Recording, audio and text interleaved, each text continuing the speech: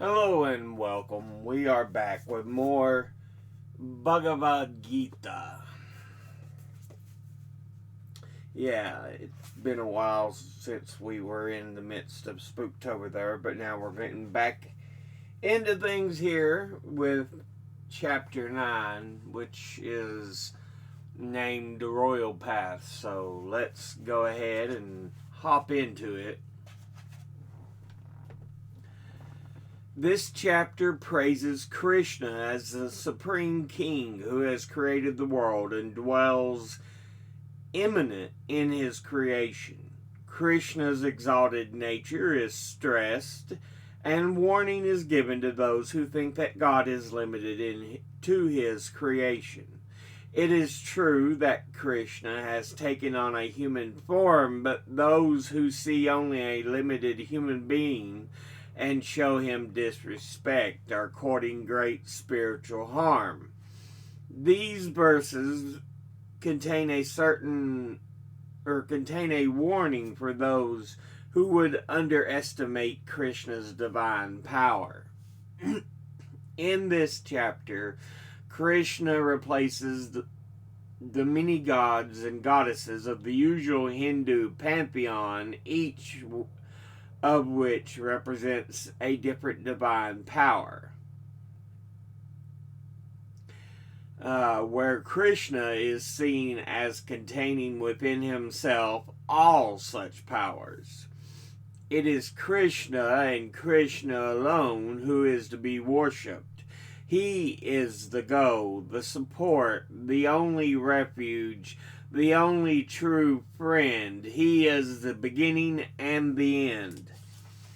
It follows that those who practice a ritual religion, offering the ritual sacrifices ordained by the Vedas, do not attain the true goal of their lives.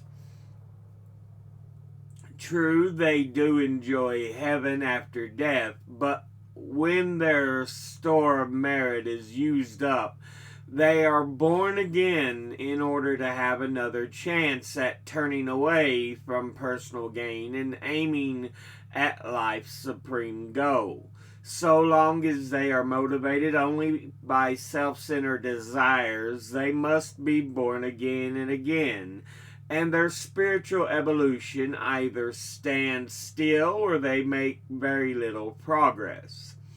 Even these souls, however, are really worshiping Krishna, though they do not know it. They seek Krishna, the Supreme Being, in all their wanderings through many, many lives, and even in their sojourns in heaven, where they enjoy the reward of their good deeds, because they do not know his real nature. However, they will not attain the goal, but will be reborn. An endless round of rebirths may seem like a living damnation of the struggling soul, a harsh note that could be uncharacteristic of the Gita, but this is not a question of damnation. The purpose of life is to realize God, and until this is done, the soul cannot escape, creating more karma which has to be worked out. However many lives it might take, the choice to turn toward self-realization is always open. The Gita does not dwell on the obstacles, however, but quickly goes on to reveal Krishna's more compassionate nature. It makes the point that whatever a person deeply desires, whatever he or she worships, will eventually be attained in some life or other. In particular, to have real selfless love, regardless of the object, it is to love Krishna, the ultimate God. This kind of love, called bhakti, is far more potent than observances and rituals. A point of the Gita is slowly revealing.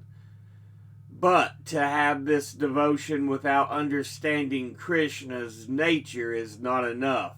In the end, to attain his goal, Arjuna must have devotion and understanding, and understand it as Krishna's universal aspect that he loves. Then he will truly attain the eternal, immortal state. This chapter contains a famous and very popular series of verses. Whatever you do, make it an offering to me. The food you eat, the sacrifices you make, the help you give, even your suffering. In a way, you will be freed from the bondage of karma and from its results, both pleasant and painful. Krishna accepts every offering made to him in the right spirit. He assures Arjuna of this. Then he demands that Arjuna make everything, every act, every meal, every sacrifice, every gift, and even his sufferings, an offering to God. He demands this so that Arjuna can be released from the bondage of karma. This is a new emphasis, a new way. If Arjuna can live in complete union with Krishna's will, doing everything for Krishna alone, then by that very purity of will, he will be free from selfish motives and thus released from karma. His spirit will be free and he will attain his goal of mystic union with Krishna. Krishna declares that he is impartial to all creatures. He neither favors nor rejects anyone. It is their sincere love that is important. Those who are truly devoted to Krishna live in him, and he abides in them. With some daring, probably at the risk of discomfort to the more orthodox, Krishna adds that even a sinner who takes wholehearted refuge in him becomes good. The word used is sadhu, which literally means a good person that has come to signify one who leads the spiritual life, giving up all selfish desires to achieve the final goal. The word for sinner, sudurachara, should not be passed by either.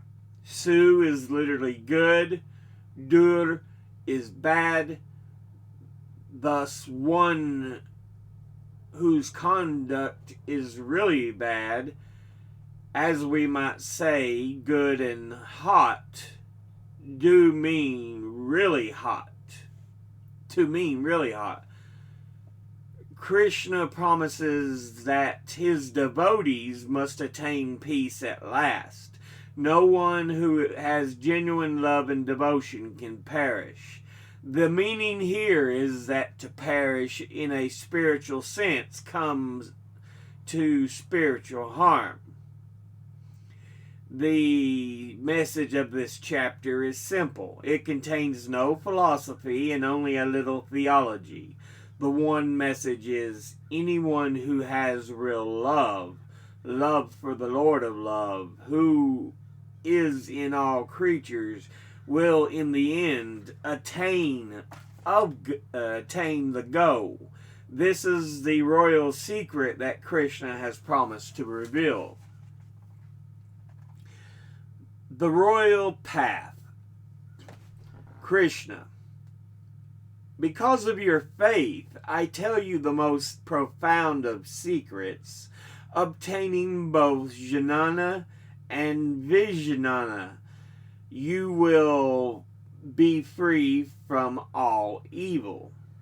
This royal knowledge, this royal secret, is the greatest purifier. Righteous and imperishable, it is a joy to practice and can be directly experienced.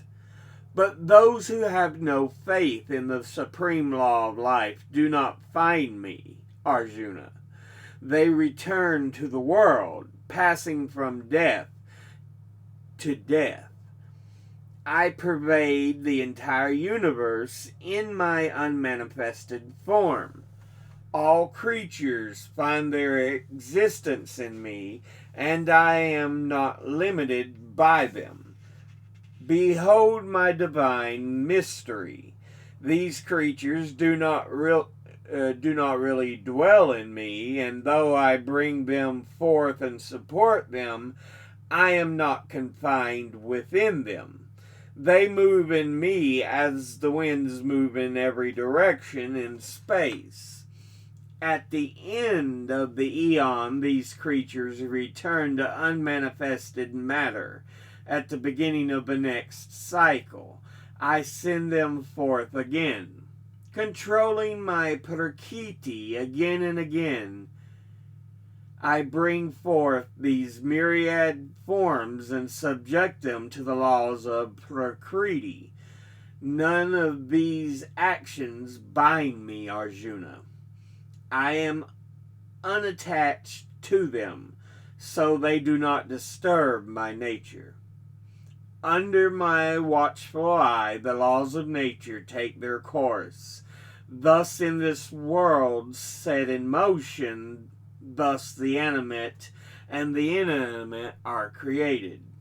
The immature do not look beyond physical appearances to see my true nature as the Lord of all creation. The knowledge of such deluded people is empty. Their lives are fraught with disaster and evil, and their work and hopes are all in vain. But truly great souls seek my divine nature. They worship me with a one-pointed mind, having realized that I am the eternal source of all. Constantly striving, they make firm their resolve and worship me without wavering. Full of devotion, they sing of my divine glory.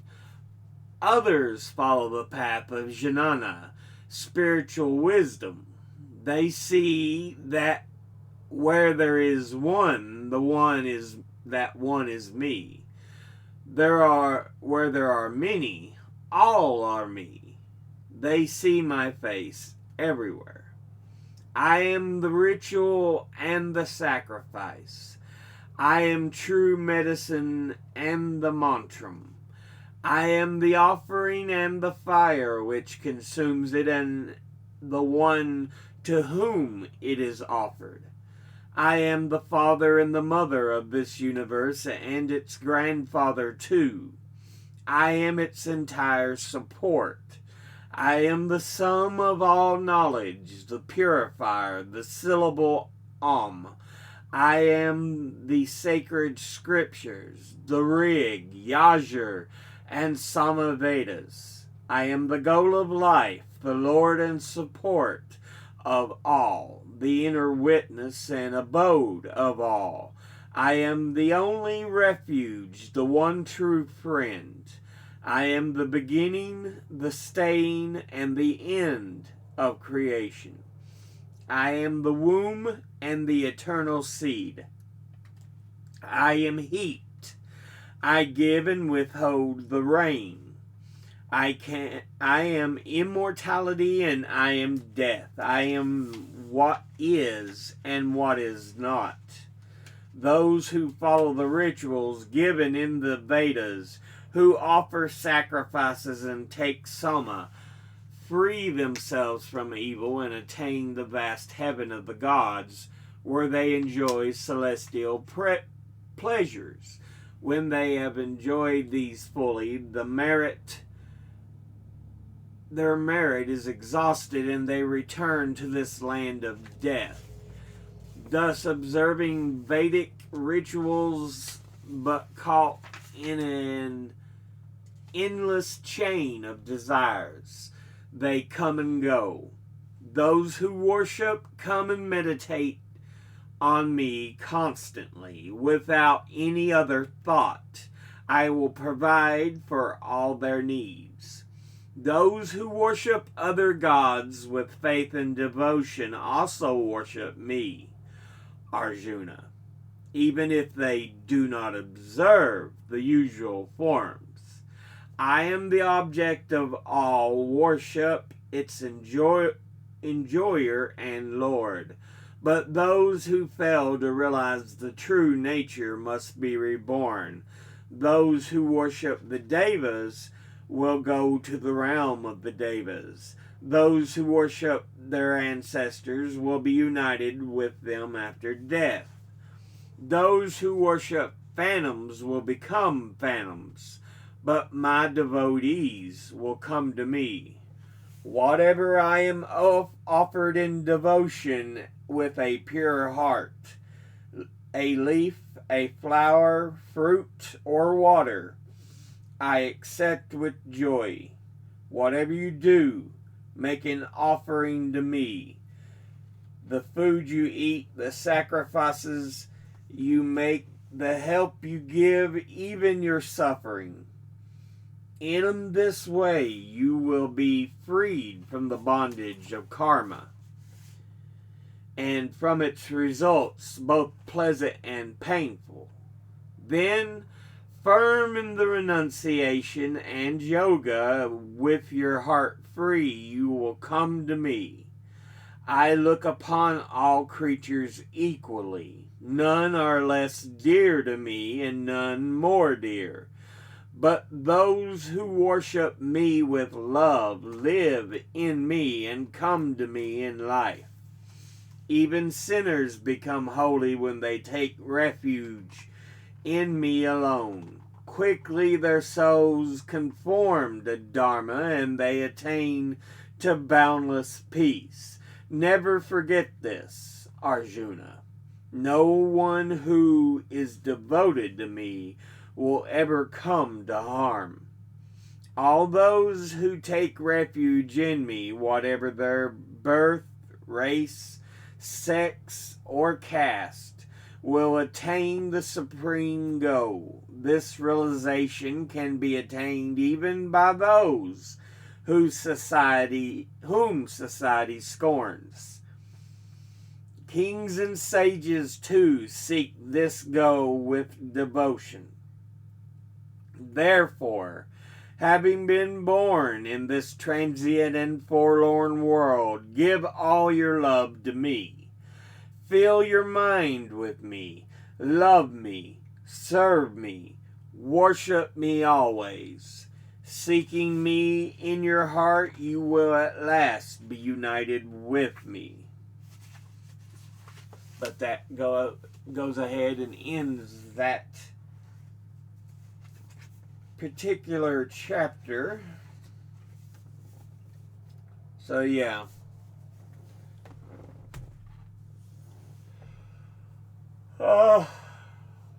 Letting Arjuna know, Krishna is saying, look, of the many gods, they are all me. I am all the gods, and they are all me. Everything is all me. Everything is important to me. Nothing has more importance over anything else. All is valuable.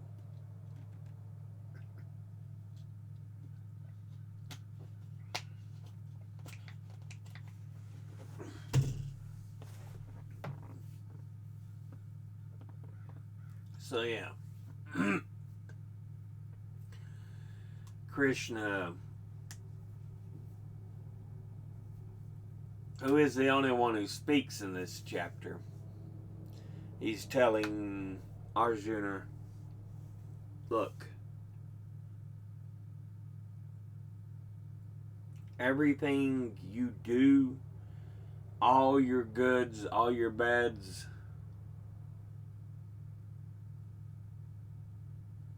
devote them unto me. I shall be the one who changes everything, who maintains everything. I am consistency and I am change. I am all gods and they are me. In the end, it is all aspects of Krishna.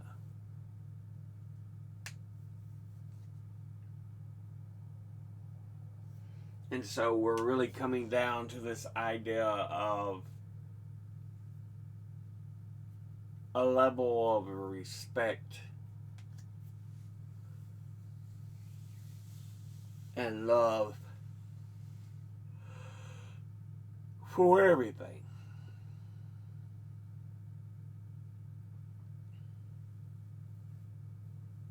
But yeah.